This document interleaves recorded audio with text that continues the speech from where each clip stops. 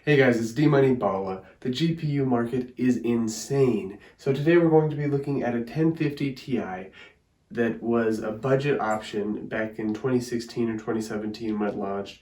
It should like MSRP'd for around $130 to $150. I found this computer for $300.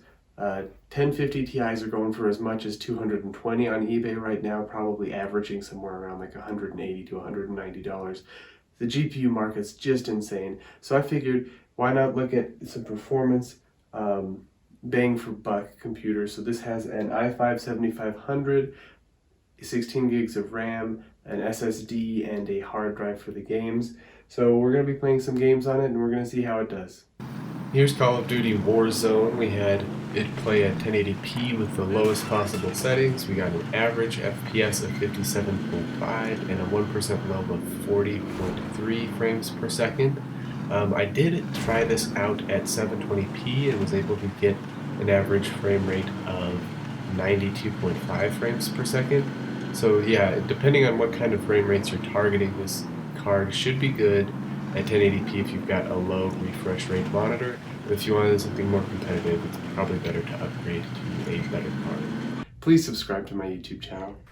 GTA 5 is an older game, so we were able to play with at 1080p with high settings, and it's well optimized. We were able to get 57.1 frames per second, and yeah, if you wanted better frames per second, you can just crank down the details and those frames should be going up. Thanks. We played Red Dead Redemption 2 at 900p with the slide bar right in the middle, so I call it medium. We averaged around 50 frames per second.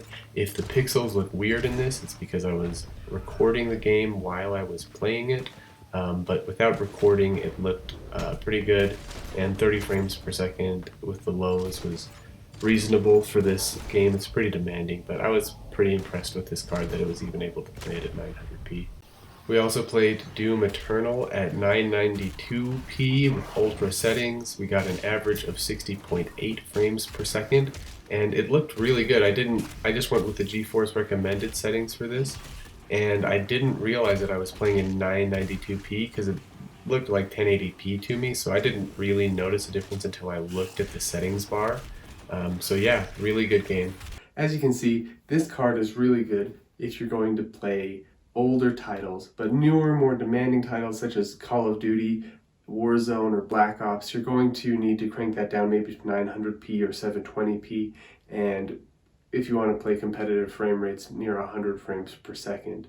But yeah, for games like GTA 5, it does wonderful at high settings. I think it's a good option if you're okay with that kind of performance. If you're looking for 1440p, this is definitely not the card for you. You're going to have to shell out more.